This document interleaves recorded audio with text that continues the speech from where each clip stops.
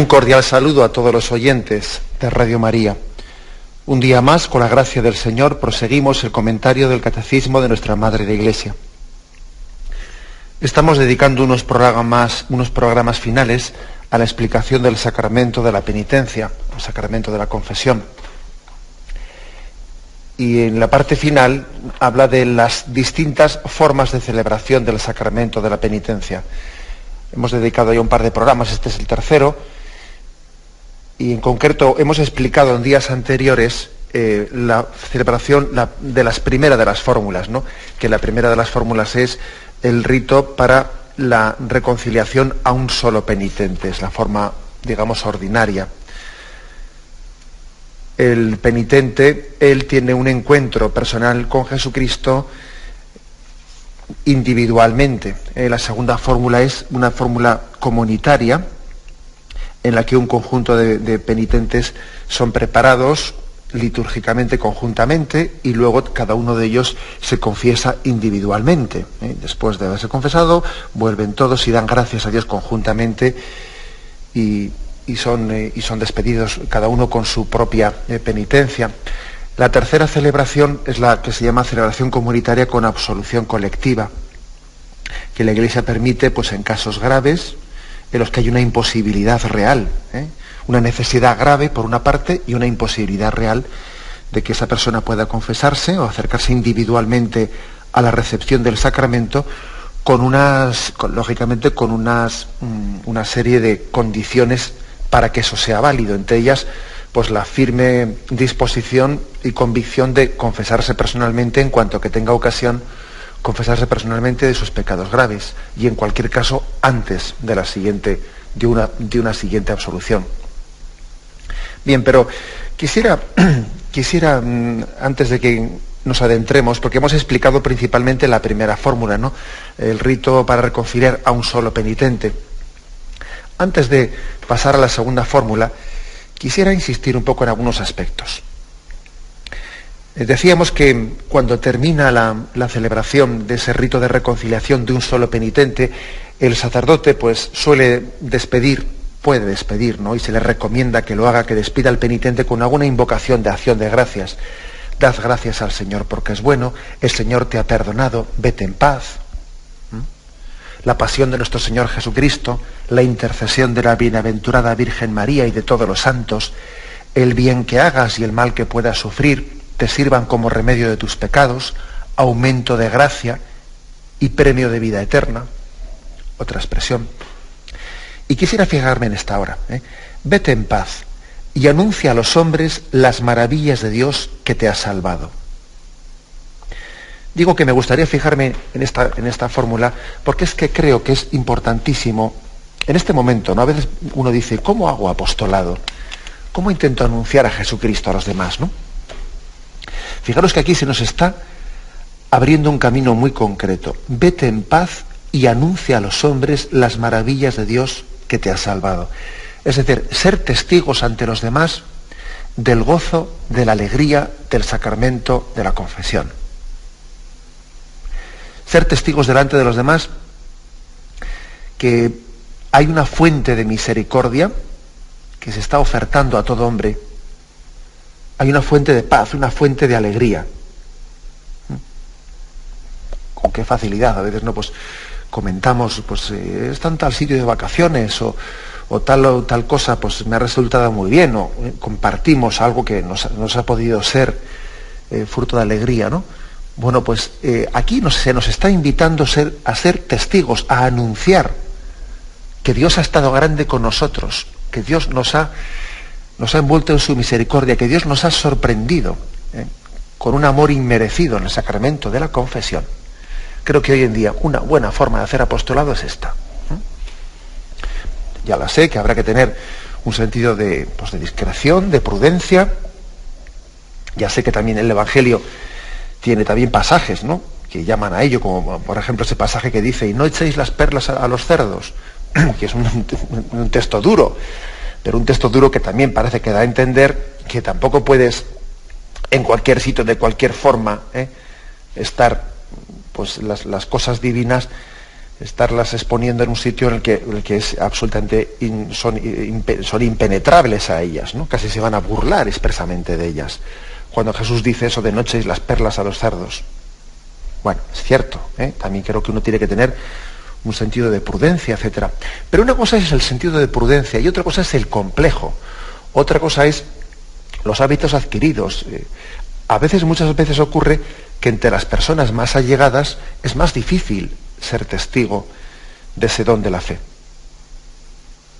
Por ejemplo, a veces a un sacerdote le ocurre que a quien más le puede costar, el ambiente en el que más le puede costar a un sacerdote ser testigo de su amor a Jesucristo, ¿sabéis cuál es? Pues sus propios compañeros sacerdotes.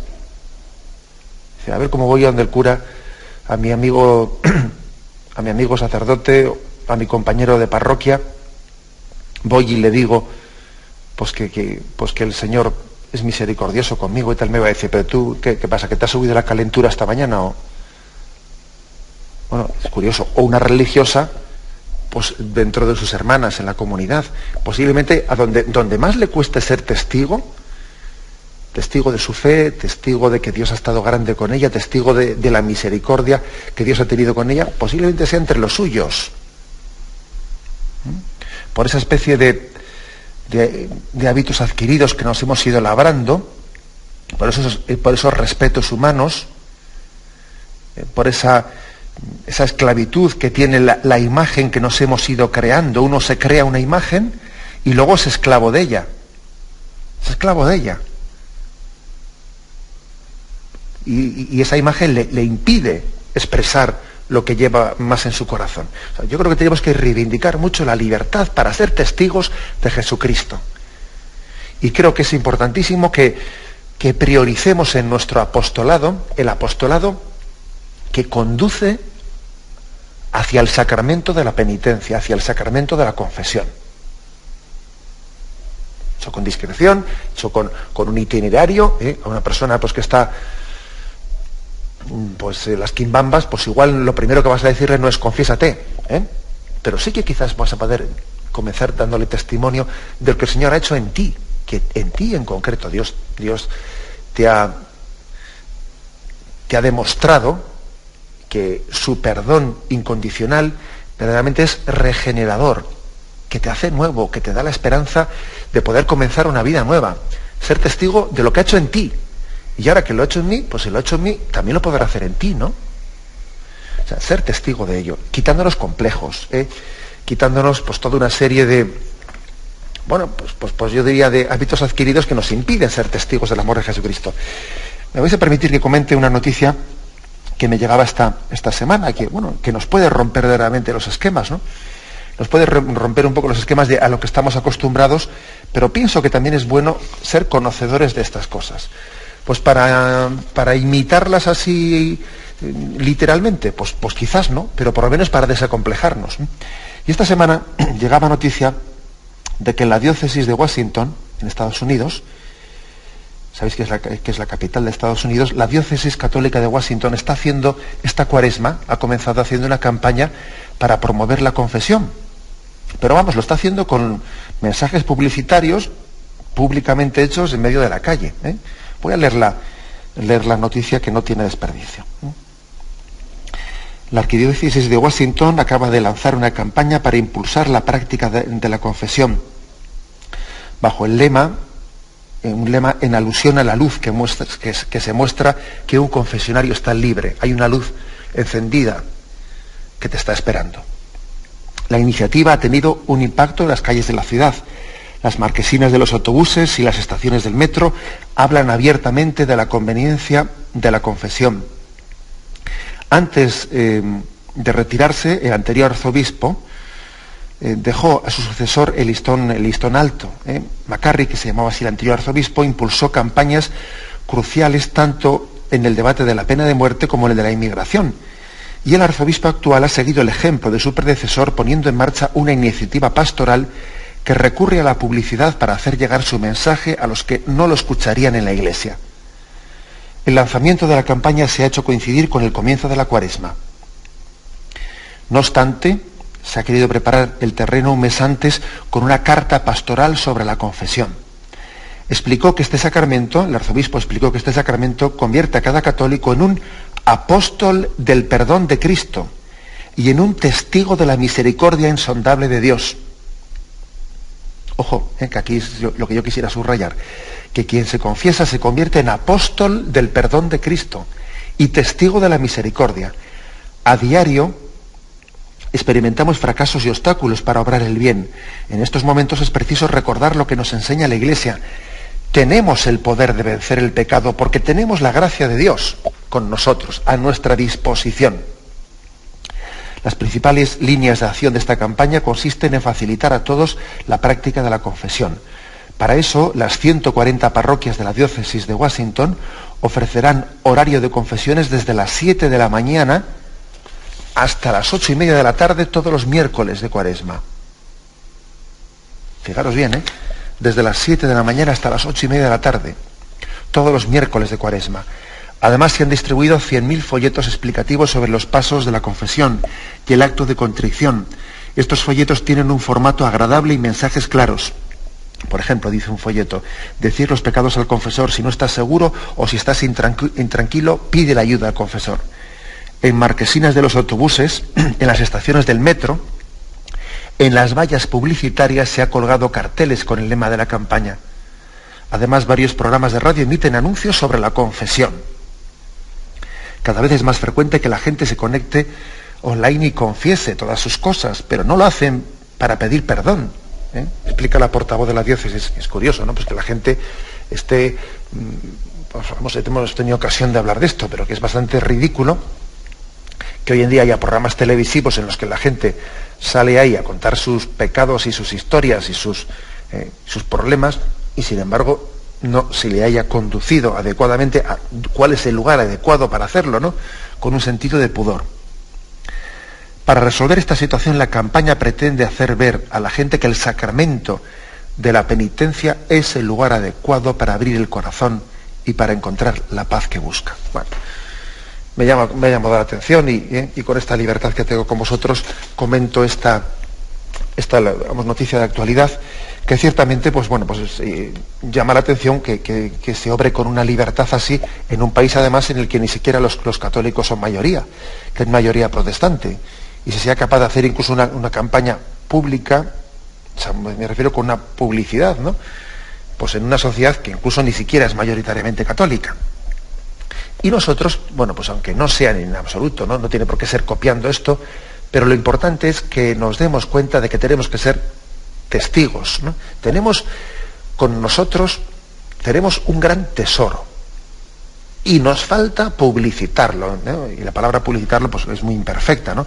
Pero nos falta dar testimonio de ello, nos falta valorarlo y expresarlo, pues para que tantísimas personas puedan también saborearlo.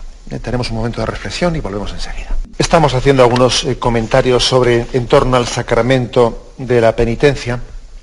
Me vais a permitir que hoy me tome un poco de libertad para hacer algunos comentarios como este que os he hecho de esa noticia, y también para dar respuesta también a algunas cosas así que me habéis preguntado, que han quedado igual insuficientemente respondidas por radio, también alguna carta que me habéis dirigido. Quiero leer en concreto una carta sobre una experiencia de perdón que una persona ha publicado. No creo que sea conveniente ni que yo diga qué autor concreto es el que ha publicado esta carta en la prensa, porque yo no tengo deseo de contestarle a él personalmente. Sencillamente leo aquí estas expresiones, pues no para hacer una contestación a esa persona, sino para dar luz sobre un discernimiento de teología desde nuestra fe católica, ¿no? Para discernir cuál es el sentido, digamos, católico correcto, ¿no? del perdón, y en qué nos alejamos de ese sensus católico, en la concepción de cuál es el conducto por el que Dios nos da su perdón. Bueno, es una persona concreta, pues que escribe un artículo sobre la experiencia del perdón. Como vais a ver, pues es una persona que tiene sensibilidad propia del mundo protestante, que tiene muchos aspectos positivos, que vais a verlos ahora, pero también creo que es bueno que distingamos, que digamos que es lo propio también de de la fórmula católica, del conducto católico, del sentido católico del sacramento para recibir el perdón de Dios. Bueno, vamos a ver, lo leo. Habla este autor de que leyendo la Sagrada Escritura, especialmente Romanos capítulo 3, versículo 9, él allí tuvo la experiencia de ser pecador. Dios le iluminó, tomó conciencia de su ser pecador. También tuvo la certeza de que, siguiendo los pasos de San Pablo, ¿no?, con la certeza de que la ley de Dios no podía salvarle, que por el contrario no hacía más que, de alguna manera, demostrar su impotencia, esa impotencia. Y por último, descubre que para ser justificado por Dios, no tiene que apoyarse en sus obras, sino aceptar la fe, el sacrificio expiatorio de Jesús en la cruz. Todo esto lo tenemos principalmente en el capítulo 3 de la carta a los romanos, que vamos a leerlo para que nos demos cuenta cómo entender correctamente el sentido del ser pecador. Vamos a leer. Entonces, dice, ¿entonces qué? ¿Llevamos ventaja? De ningún modo, pues ya demostramos que tanto judíos como griegos están bajo el pecado. Como dice la Escritura, no hay quien sea justo, ni siquiera uno.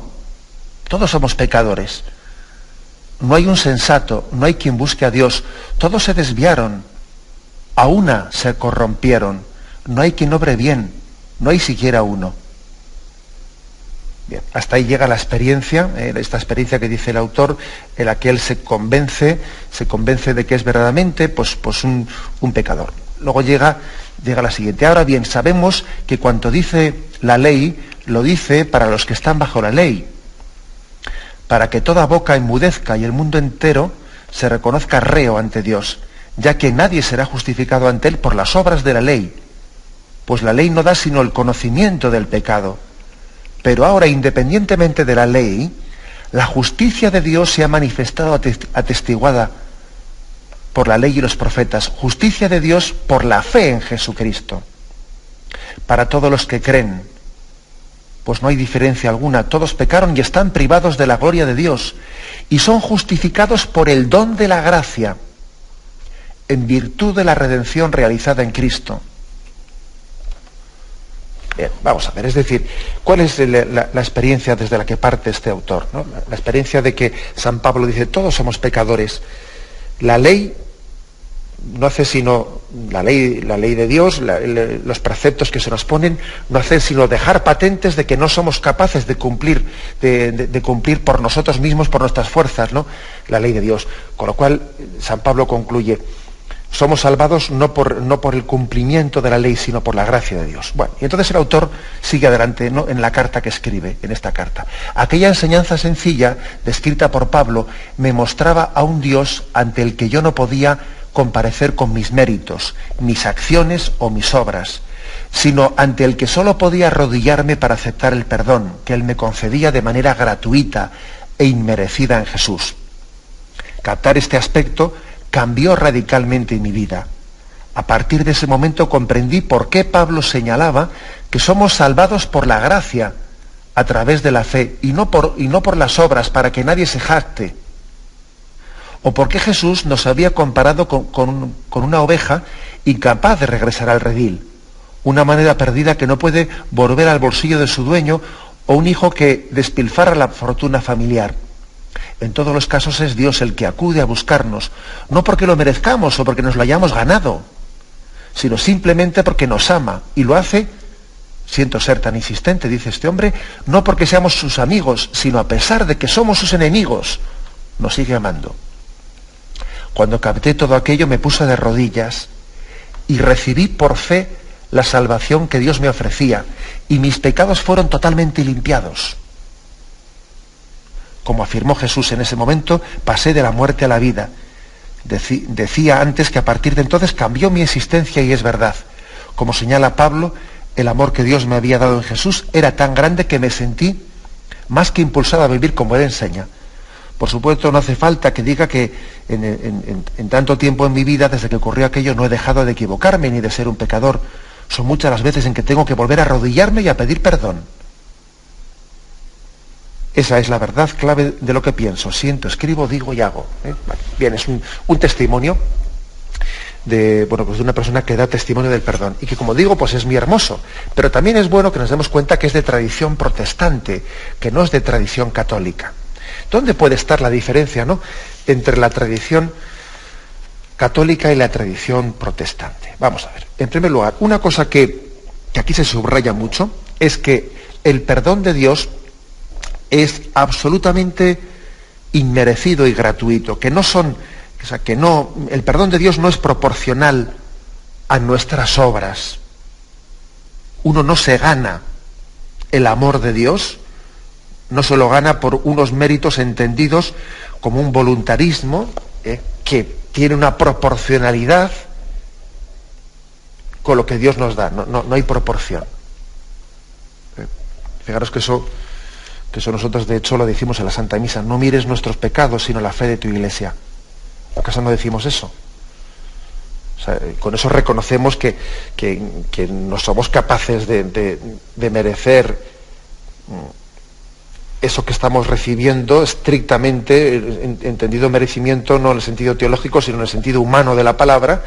No podemos merecer con nuestras obras la gracia de Dios. La gracia de Dios, por definición, es gratis, que eso significa gracia, gratuita, supera tu capacidad, supera tus méritos, ¿no? Bien, aquí por mérito estamos entendiendo algo como aquello que yo por mis solas fuerzas soy capaz de alcanzar, ¿no? Algo que sea proporcional, tengo derecho a. Bien, pues nadie tiene derecho al perdón de Dios. Dios es gratuito, el don de Dios es inmerecido. Y esto es importante que se entienda así. El padre de la parábola del hijo pródigo, pues sin embargo, está amando a su hijo de una manera gratuita, inmerecida. Ahora bien, primer matiz que hay que hacer, que es importante. Sin embargo, eso no quiere decir que el hecho de que el don de Dios sea gratuito no requiera de nosotros una disposición, porque, por ejemplo, requiere de nosotros el perfecto arrepentimiento, la perfecta humildad. De lo contrario no se puede recibir. Es decir, el amor gratuito e inmerecido solamente se puede recibir con un corazón humilde que acoge, que se maravilla, se conmueve ante ese don que está recibiendo. De lo contrario, no hay tal gratitud, o sea, no puede recibir tal perdón. El perdón requiere, por lo menos, un corazón absolutamente contrito y humillado. Un corazón que tenga la plena disposición de recibir como regalo eso que se le está dando. Esa es primera afirmación importantísima. Segundo, es verdad que no son mis obras, ¿no? No son mis obras las que son capaces de ganar, entre comillas, ¿no?, de ganarse el perdón. Pero es cierto que el perdón de Dios nos hace nuevos, y por lo tanto requiere un cambio en nuestras obras para que sean conformes a ese perdón que recibimos. Luego es incompatible el recibir ese perdón de Dios con nuestras, sencillamente con unas obras contradictorias con ese perdón que hemos recibido. Por eso Santiago, el apóstol Santiago, dice: nos salvamos por la fe y por las obras. Y uno dice, bueno, ¿y eso no es contradictorio? Lo de la carta de Santiago no es contradictorio con esto que dice San Pablo, que parece que remarca mucho que nos salvamos por la fe y no tanto por las obras. No es contradictorio. Los dos textos son palabra de Dios, ¿sabéis? Luego hay que entenderlo, yo creo, correctamente. Es decir, las obras son un don de Dios también. Es decir, es una gracia de Dios el poder hacer obras buenas.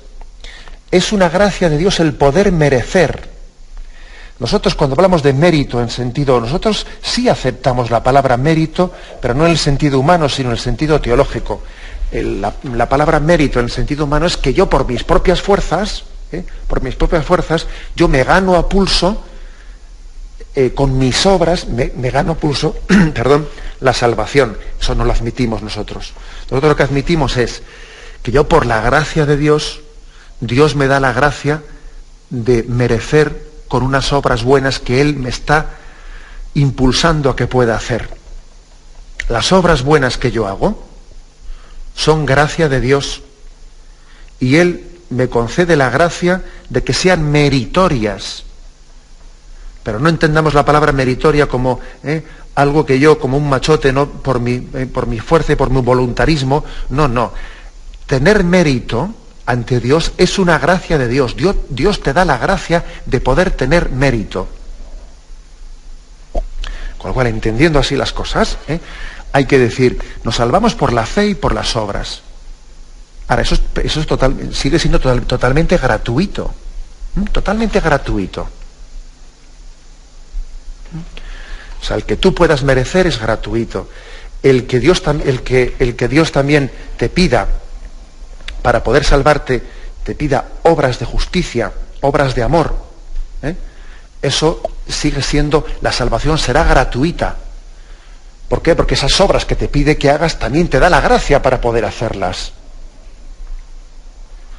Luego, nosotros los católicos afirmamos, nos salvamos por la fe y por las obras.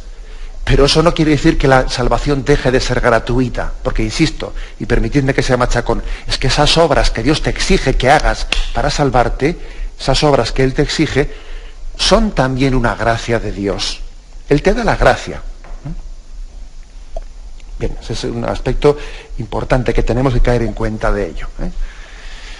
Bien, tenemos un momento de reflexión y continuamos enseguida. Estamos aquí en este programa de El Catecismo de la Iglesia Católica en Radio María, y estamos hoy dedicándolo, pues, nos hemos salido un poco del hilo, que suele ser seguir punto por punto, ¿no?, la explicación del catecismo. Estamos dedicándolo a explicar el sacramento de la penitencia, y en concreto estábamos, antes de este descanso que hemos hecho, estábamos explicando cuál es un poco lo más esencial, la comprensión católica, nuestra comprensión teológico-católica, del sentido de que el hombre se salva por la pura gracia de Dios y al mismo tiempo afirmamos que se salva por la fe y por las obras. ¿Cómo conjugamos eso? Y doy un paso más en esta explicación del sentido católico del perdón. En esa carta que antes os he leído, de cómo un protestante comprendía el ser perdonado por Dios, dice que él, cuando por la fe entendió que el perdón era una gracia, dice, cuando él captó tal cosa, me puse de rodillas y recibí por fe la salvación que Dios me ofrecía en Jesús. Repito esta frase, me puse de rodillas y recibí por fe la salvación que Dios me ofrecía en Jesús, y mis pecados fueron totalmente limpiados. La verdad es que es una expresión muy hermosa, porque es un acto de fe, pero es cierto que hay una diferencia sustancial con la concepción católica de lo que es un sacramento. ¿Por qué? Pues porque en un sacramento nosotros entendemos que hay una mediación, un signo, una mediación a través de la cual Dios da su perdón. De hecho, cuando alguien rechaza esa mediación, ese signo para un sacramento concreto, se le podía preguntar, oye, ¿y por qué lo rechazas para un sacramento y no para otros? Por ejemplo, comento esto porque es que está muy extendida entre nosotros, está muy extendida entre nosotros también en el mundo católico esta sensibilidad que en el fondo no es católica. Cuando, por ejemplo, te dicen muchas personas, bueno, yo ya me confieso con Dios, yo me pongo delante de Él por la noche y hago un repaso y yo le pido perdón y yo recibo de Él directamente el perdón. Eso lo hemos oído mucho. Y entre personas que son católicas y que no entienden nada de teologías, ni de protestantes, ni de Lutero, ni de nada, sino sencillamente que por el flujo de muchas cosas se ha ido introduciendo eso, ¿no? Y claro, a una persona que me dice a mí eso, claro, yo le diría, oye, ¿y si tú te confiesas directamente con Dios, ¿Por qué no te bautizas directamente con Dios? ¿Por qué para bautizarte recurres a la iglesia y pides al sacerdote que te dé la gracia del bautismo? ¿Por qué? ¿Por qué no te pones de rodillas delante de tu cama y dices, Señor, dame la gracia de ser hijo tuyo y dame el perdón del pecado original? No, podías también pedirlo directamente, ¿no? ¿Por qué mediación sacramental para unas cosas sí y para otras no? Vamos a ver. Porque por la misma regla de 3, ¿no?, podríamos rechazar todas las mediaciones. Creo que algo que es muy propio del sentido católico es comprender que la gracia de Cristo nos ha sido dada, es como una prolongación de la encarnación. O sea, la Iglesia es prolongación de la encarnación y los sacramentos nos hacen visible la acción de Cristo en medio de su Iglesia. El que estuvo presente entre nosotros y luego ascendió glorioso a los cielos, ha querido tener signos visibles y eficaces, ¿no?, de su gracia entre nosotros. Bueno, en primer lugar, porque yo creo que el Señor tiene misericordia de nosotros y se adapta a nuestras entendederas. Pues porque de esa manera Él es consciente que necesitamos, como Tomás, ¿no?, necesitamos palpar, necesitamos también tener algún signo de su amor.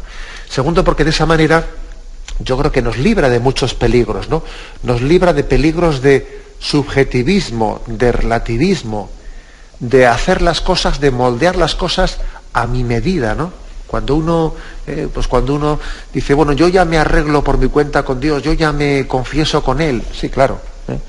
Yo me confieso con Él con un riesgo tremendo, vamos a ser sinceros, con un riesgo tremendo de que en esa subjetividad, una subjetividad que está, a la que se le hurta cualquier tipo de mediación, en la que también Dios nos ilumina, porque las mediaciones, es verdad que son limitadas, ¿no?, por sí mismas, son limitadas, pero también son muy concretas. O sea, una mediación concreta, pues el sacerdote me dice una palabra concreta, más difícil de manipular que lo que puede ser una inspiración interior, porque una inspiración interior sí, puede ser muy hermosa, pero también puede ser muy manipulable, a mi medida, a mi forma. Luego, el sacramento de la confesión, con esa mediación, ¿no?, esa mediación de lo que es la expresión de los pecados, el discernimiento por parte de la Iglesia de si existe el arrepentimiento, el darnos una penitencia para la satisfacción, etc. Esa mediación nos preserva de muchos peligros de subjetivismo, peligros de deformación de las cosas a nuestra medida. Y aparte de que nos preserva de peligros, nos da la gracia de tener también una certeza, ¿no?, una certeza basada no meramente, no pues en un subjetivismo, sino basada también en el signo, en la palabra de la Iglesia, que me hace presente a Jesucristo. Luego hay que decir lo siguiente, ¿no?, que es una contradicción el que nosotros, porque es que a mí, como os podéis imaginar en este momento, en este programa, en absoluto yo me estoy refiriendo ni me quiero dirigir a nuestros a los cristianos protestantes. En el fondo, lo que estoy queriendo denunciar es que entre nosotros, sin darnos cuenta, se nos han introducido ciertas sensibilidades que no son católicas, pues influjo de la secularización, influjo de muchas cosas, ¿no?, de la ley del mínimo esfuerzo, una cierta alergia a lo institucional, una cierta desconfianza hacia la Iglesia, el hecho de que por muchos influjos, también porque a veces tenemos una percepción de la Iglesia más mediática que otra cosa. Mediática me refiero a través de los medios de comunicación. Casi las noticias que recibimos de la Iglesia vienen todas de la mano de medios de comunicación que acaban sembrando la sospecha, la desconfianza, hasta el punto que a la Iglesia la vamos sintiendo más como madrastra que como madre. Y ojo, o sea, es decir, sin darnos cuenta se nos ha ido sembrando una sospecha, sembrando una desconfianza, hasta el punto de que podemos llegar a sentir a la Iglesia más como madrastra que como madre. Y entonces, ¿eso qué es lo que hace? Pues que desconfiemos de sus mediaciones, desconfiamos. Y bueno, pues como un hijo ¿no? Que también hemos visto eso, que los hijos, hay un momento en los que les llega esa edad de la rebeldía y empieza a sentir a sus padres, en vez de como sus verdaderos amigos, aquellos que le quieren incondicionalmente. Hay un momento en que los hijos tienen la edad de la rebeldía y empiezan a sentir a sus padres como si fuesen sus competidores, como si fuesen alguien que me quiere quitar la libertad, como si fuesen alguien que me quieren atar. Ay, mis padres me están siempre diciendo lo que tengo que hacer, que no hagas esto, que hagas lo otro.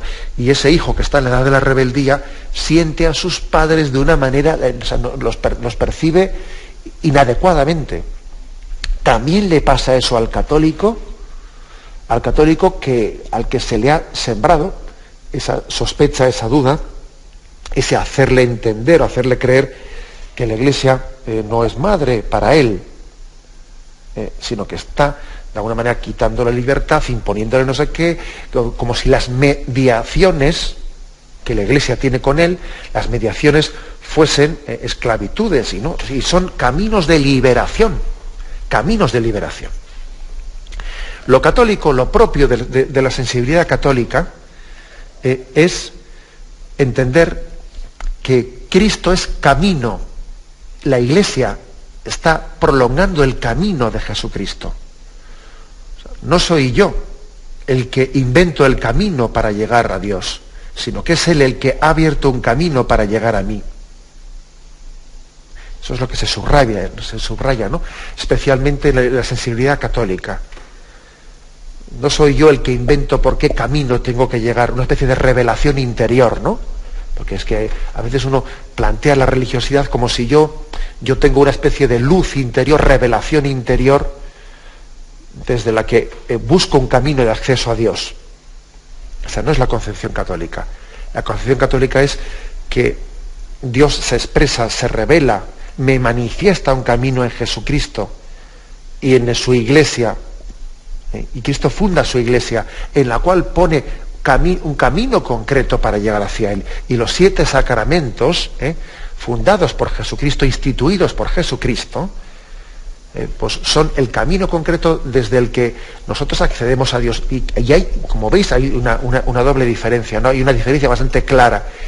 Y nosotros, yo creo que tenemos que tener, bueno, pues ese sentido católico de valorar la mediación sacramental como un signo de la misericordia de Cristo, que no puede soportar que nosotros nos perdamos por el camino y sale a nuestra búsqueda y nos carga sobre sus hombros y nos lleva a su redil.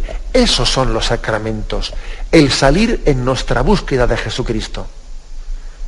A diferencia de esa otra concepción en la que yo busco una revelación interior, busco un sentirme, que parece que al final las cosas están basadas en mi sentimiento, en mi luz, en mi camino interior.